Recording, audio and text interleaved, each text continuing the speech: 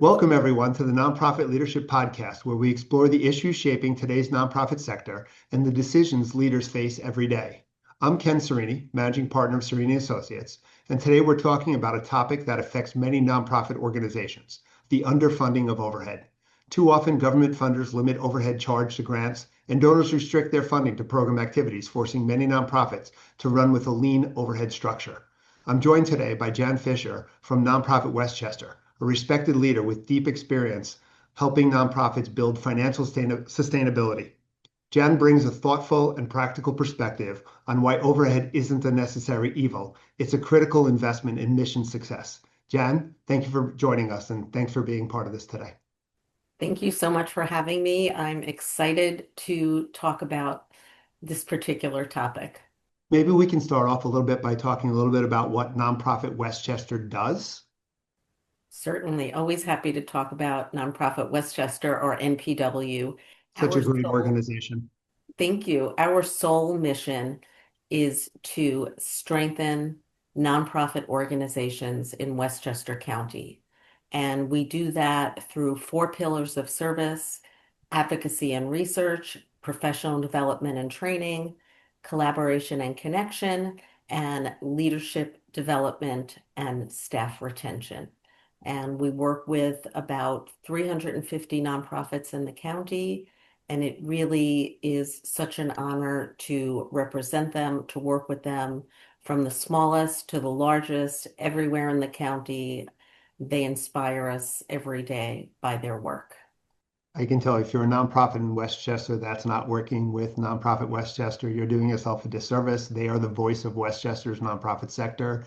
So if you're not working with Jan, get to know her better. Thank you. So, Jan, when people kind of hear the word overhead, what does that actually include, and why is it essential for nonprofit effectiveness?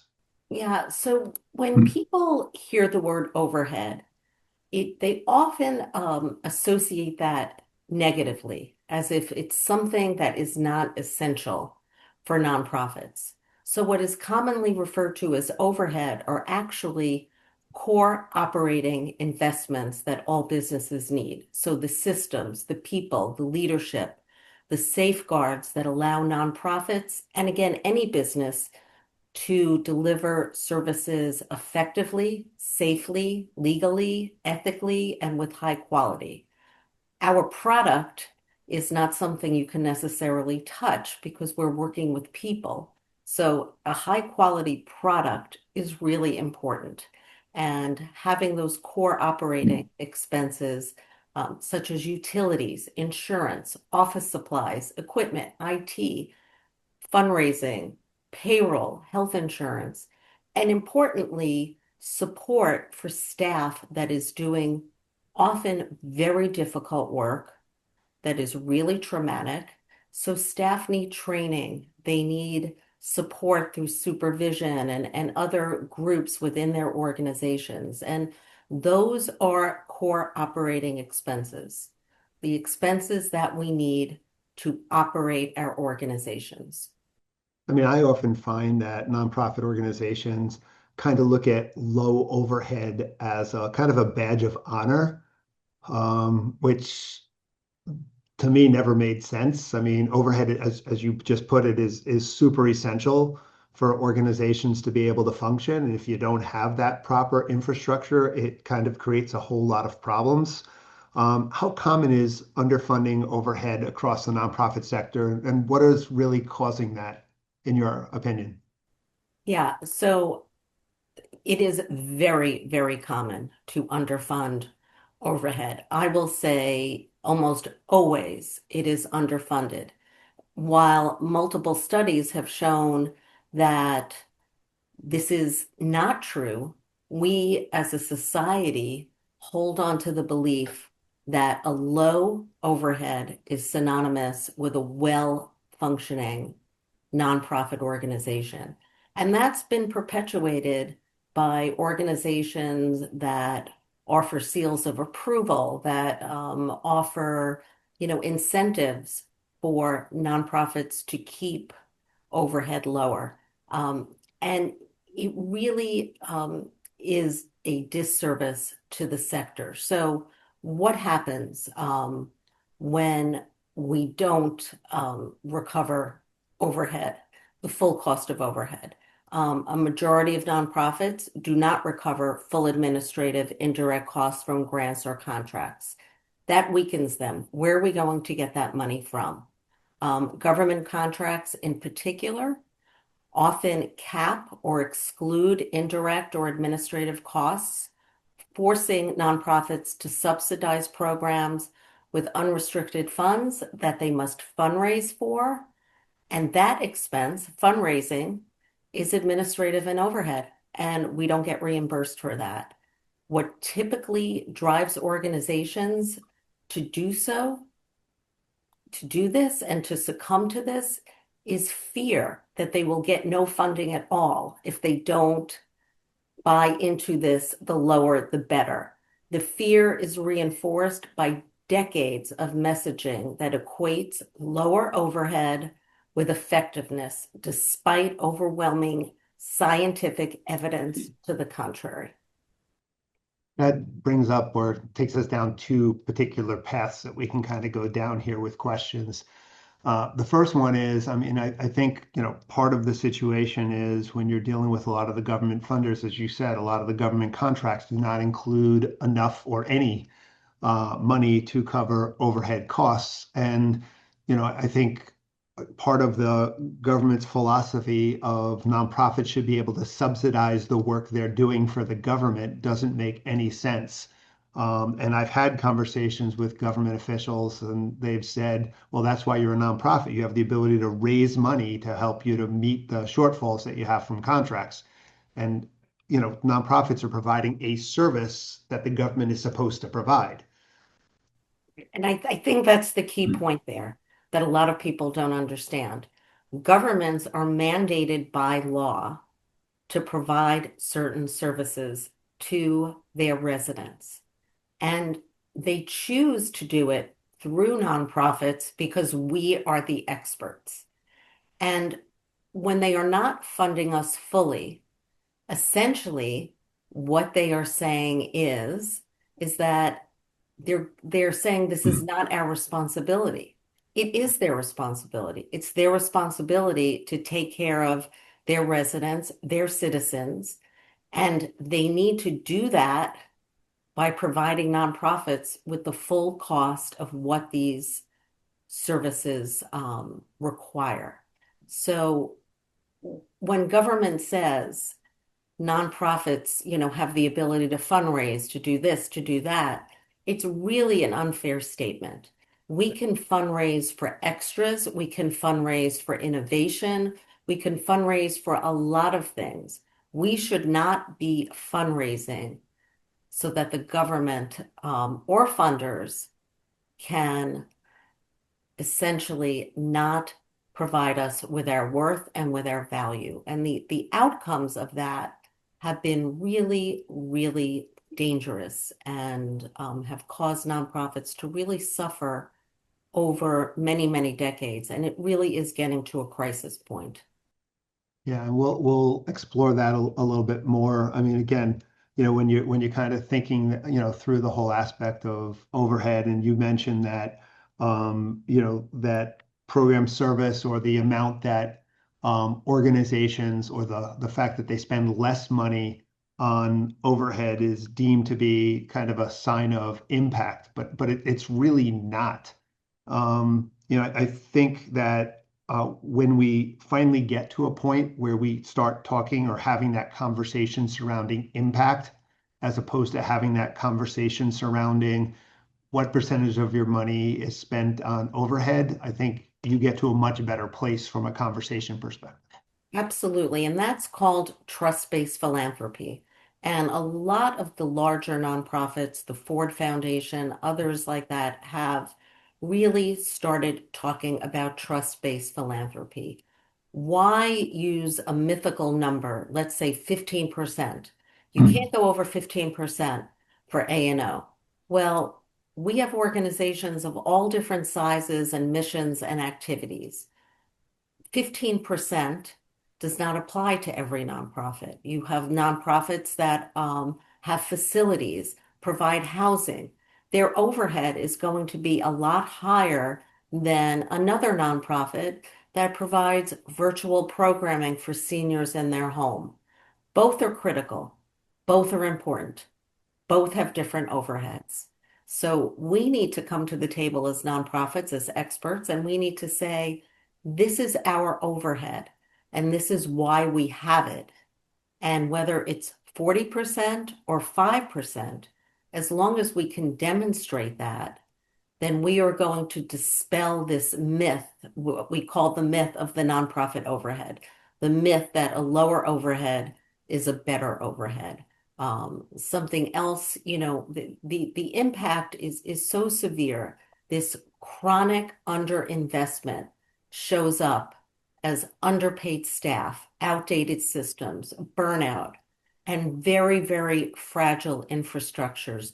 This was termed over 2 decades ago, or 2 decades ago, as the nonprofit starvation cycle. And it holds true today. We are being starved and we are being weakened time after time because of this lack of trust in our ability to demonstrate what we need. We're not saying fund us at any level and just give us whatever we ask for. We're saying let us demonstrate what we need, including in overhead, and pay us that so that we can deliver the best quality services that all people deserve. And I also, another myth is that, our services only benefit low-income people.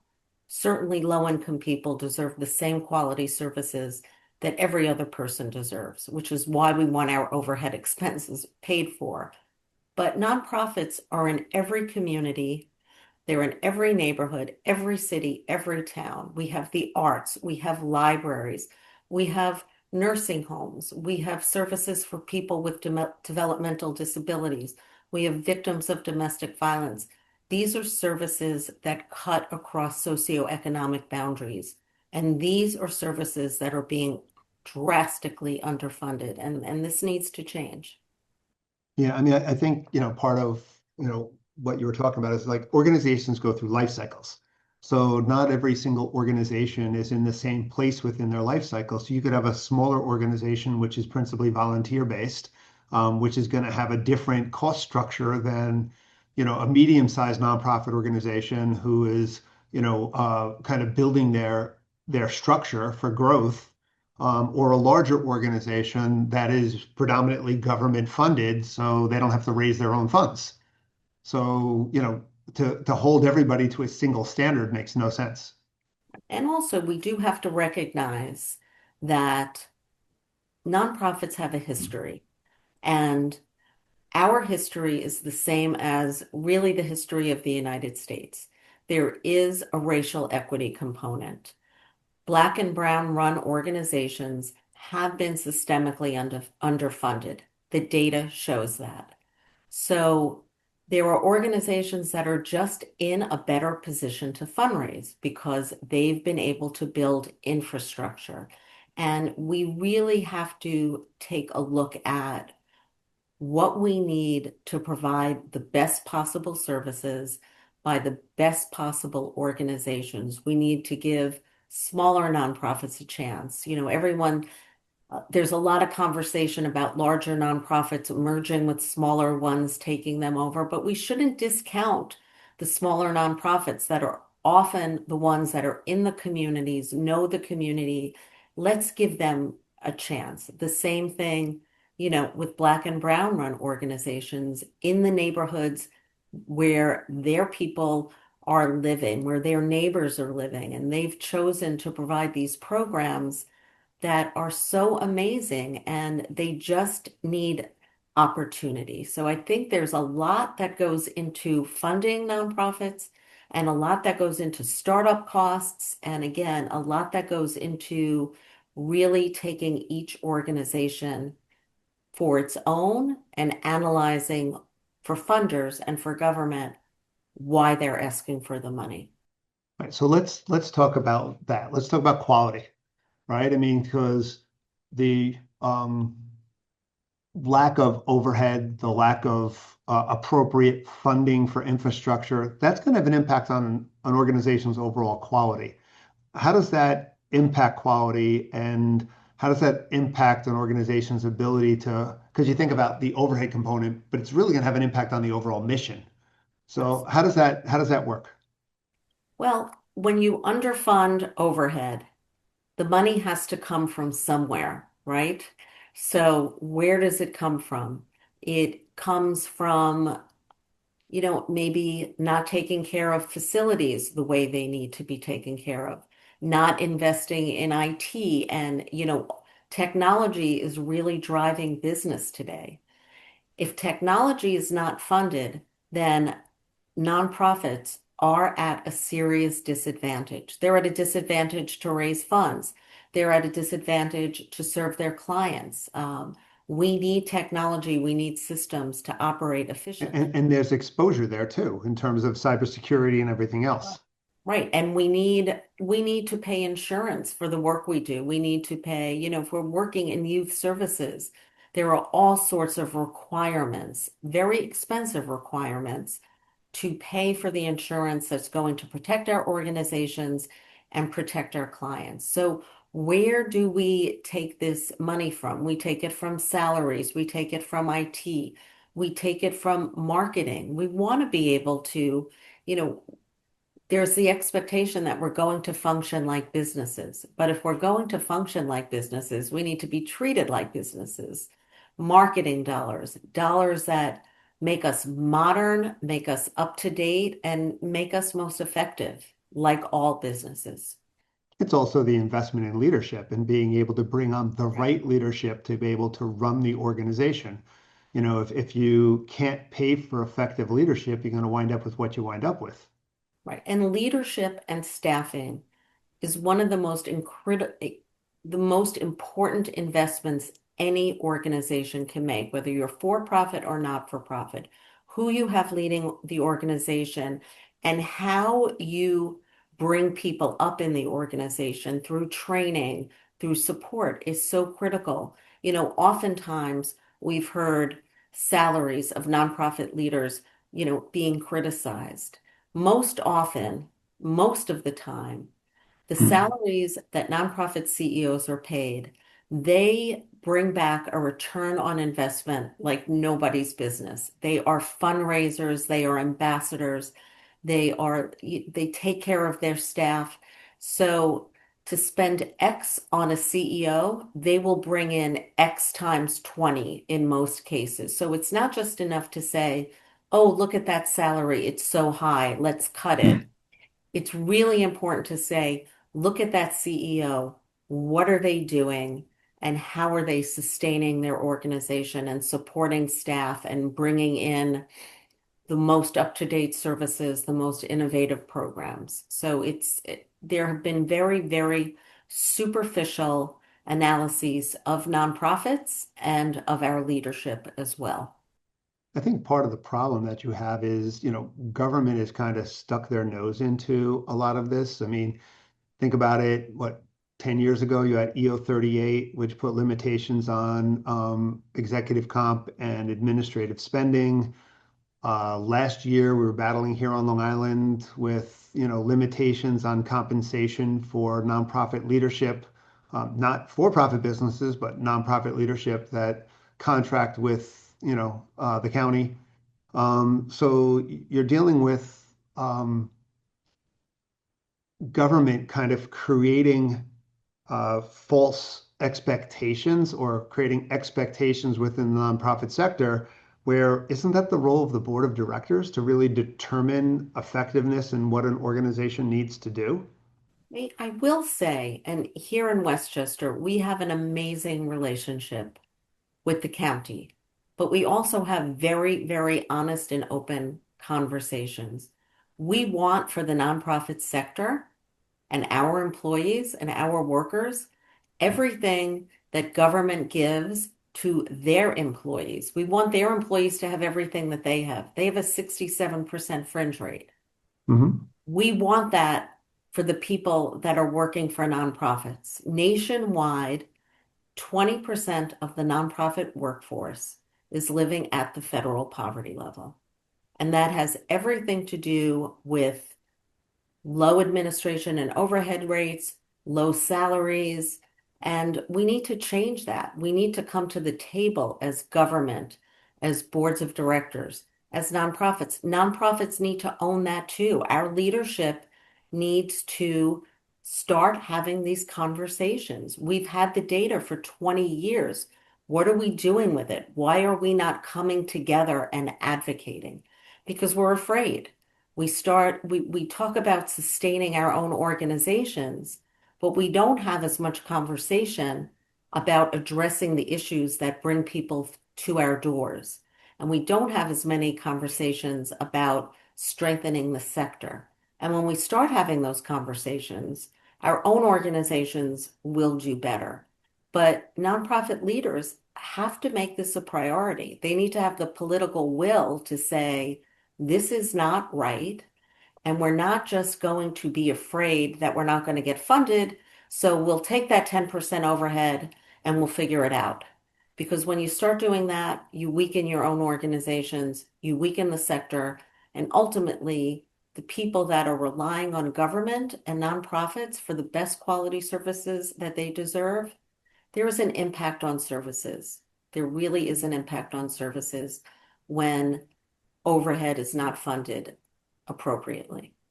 I mean, I hear you and I agree with you. The question is, at the government level, is anybody really listening? You have at the federal level, there's no, nonprofit leadership at the table. There's no nonprofit czar or whatever you want to call them. Even at the state level, I mean, the voices are just not necessarily there. And it seems like, even though the nonprofit sector represents what, 14% of the workforce or more, they just don't have that voice at the political level. I think that's correct. And we know that the for-profit sector does, but money talks. And that's the bottom line. People don't like to say that. Businesses have more money to come to the table and to influence outcomes.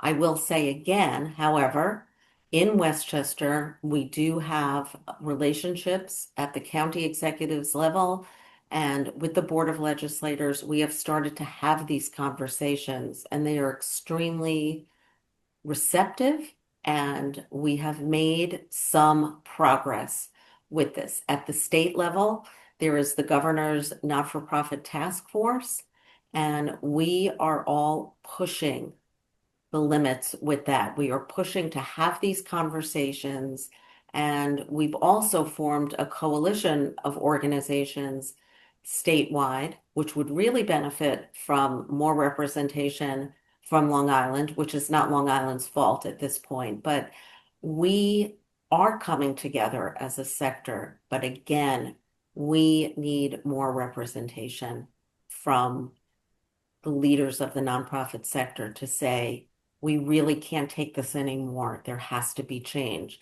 And to exert influence that way. The issue is we will not stop providing services because we know that people are so dependent on us. We're not going to stop. We're not going to close down our homeless shelters. We're not going to close down our shelters for women and children who are experiencing domestic violence. So in many ways, we don't really have a hand to play. But if we organize and get our people together and show up en masse to Albany and on the local level, we will make an impact. And that's what we have to start doing. That's awesome.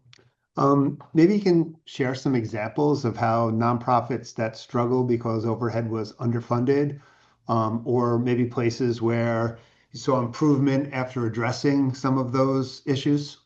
Yeah, so this is a great question for me, one that I really liked, and I thought long and hard about it and did some research.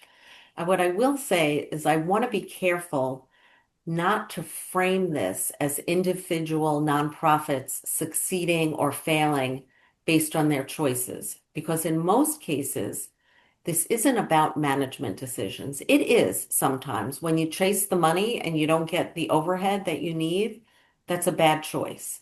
But in most cases, it's not about bad management decisions. It's about the funding environment nonprofits are forced to operate in.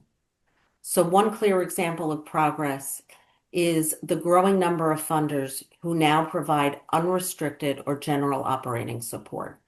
Organizations receiving this kind of funding consistently report, and this is data-driven, better staff retention, better financial controls, improved data and evaluation capacity, and better client outcomes. This contrast alone demonstrates how essential overhead funding is to success.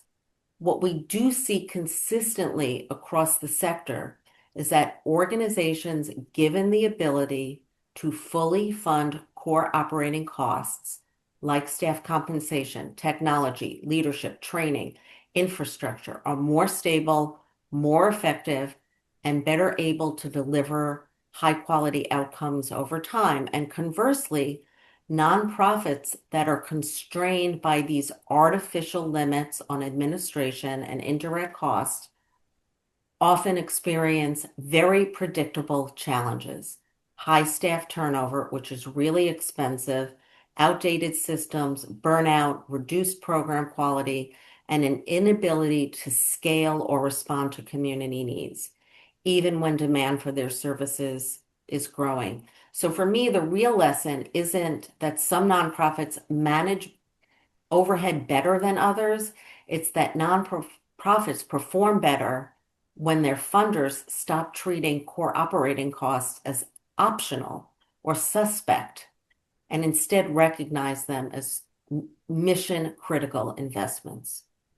Yeah, I still see nonprofit organizations, and I understand why they do it, but I still see nonprofit organizations on their websites and other places where, they seek donations specifically for program activities and they're bringing in restricted funds. I even actually was looking at a situation the other day where a client said, I'd love to see this money be used for a program activity if possible. So they left it wide open, and the organization jumped in and converted it to a restricted fund by enhancing the conversation, saying we can use it for this, this, this, and this, without kind of focusing on the administrative aspects of running the organization. 100%. I agree with you. It's one of my, you know, things that drive me crazy when I see organizations say 100% of your donation is going to program. Well, oftentimes that's a little bit of a stretch.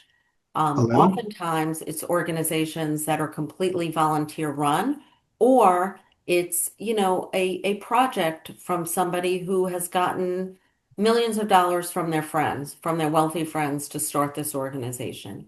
Saying that and doing that is such a disservice to the sector as a whole and to the clients we serve. It is not sustainable. It's not even feasible for most nonprofits to say that or to do that. And we need to, again, we need as leaders to take hold and to be bold and to say to our funders, I don't need funding for that. I need funding for this. I need funding for core operating. And this is why it's important. And we have the messaging and we have the data out there. Again, almost decades of information on this. We have it and we can come together and we can make talking points, we can make presentations.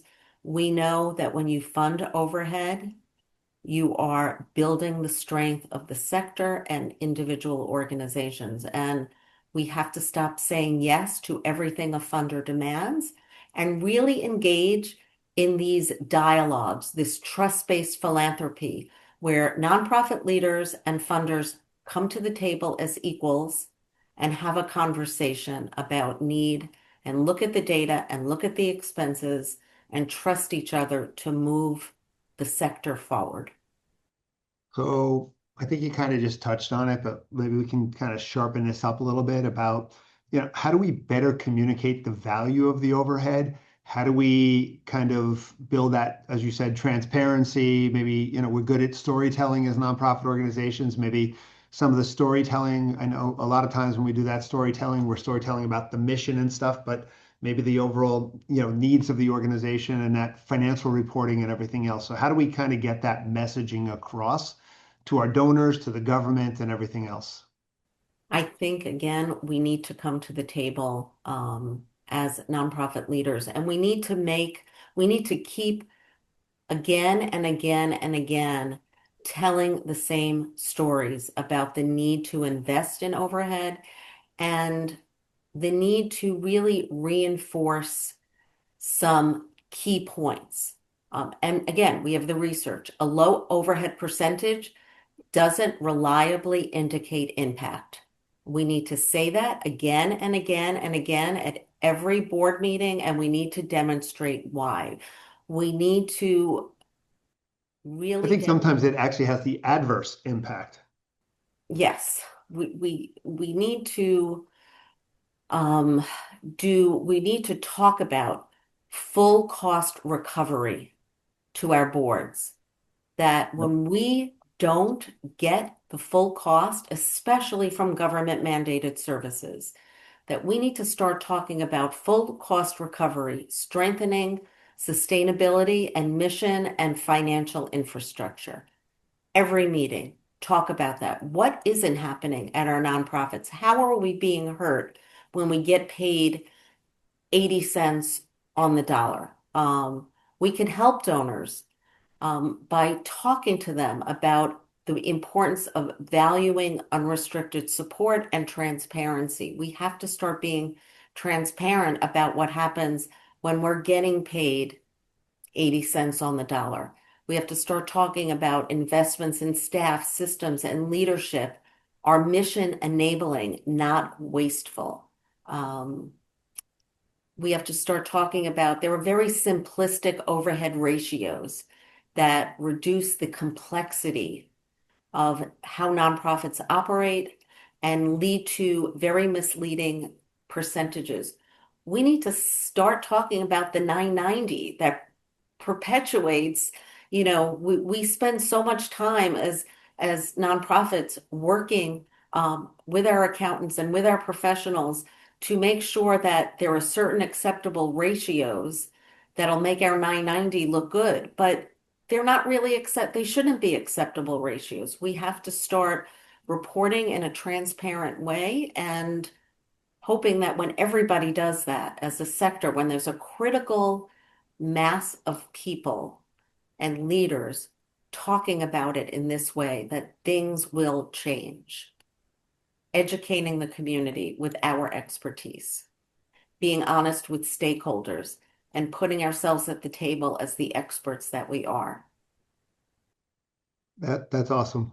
We're basically out of time. That was a quick half hour, but Jen, thank you for sharing your insights and for helping reframe such an important conversation for nonprofit leaders. Understanding overhead isn't just a financial issue, it's a leadership, governance, and impact issue, and today's discussion really brings that to light. So thank you. To our listeners, thank you for joining us on the Nonprofit Leadership Podcast. If you found today's episode valuable, please like, subscribe, and share this podcast with a colleague. Join us next time as we continue exploring the challenges and opportunities facing nonprofit leaders. Thanks, everyone.